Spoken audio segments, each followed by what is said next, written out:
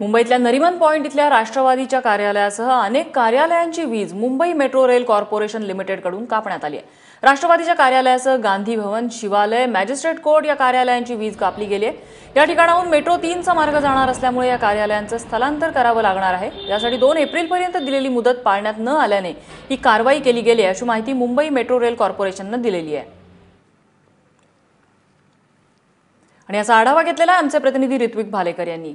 मुख्यमंत्र्यांच्या महत्त्वाकांक्षी प्रकल्पांपैकी एक मुंबईची मेट्रो लाईन, ह्या मेट्रो लाईनचं काम सध्या मुंबईत वेगाने सुरू आहे।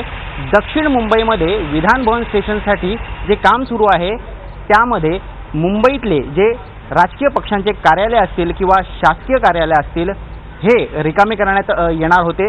त्यासाठीची जी नोटीस लावलेली आहे ती आम्ही तुम्हाला दाखवतो। सध्या आम्ही एनसीपी कार्यालयाच्या बाहेर उभे आहोत आणि अशा पद्धतीची नोटीस लावलेली आहे ज्यामध्ये सांगण्यात आलेलं आहे की 21 एप्रिल 2017 एवढ्यापर्यंत मुदत होती हे ऑफिस रिकामं करण्याची। मात्र अद्याप हे ऑफिस रिकामं करण्यात आलेलं नाही आहे आणि त्यामुळेच काल रात्री 10:30 वाजता मुंबई मेट्रो रेल कॉर्पोरेशन लिमिटेडकडून या कार्यालयाची वीज खंडित करण्यात आलेली आहे आणि त्यामुळेच आपण बघू शकतो सध्या या ऑफिसमध्ये अंधार आहे, ऑफिसमध्ये कोणीही नाही आहे। ऑफिस जरी रिकामं करण्यात आलेलं नसलं तरी सध्या या ठिकाणी कुठलंच कामकाज होऊ शकत नाही आहे।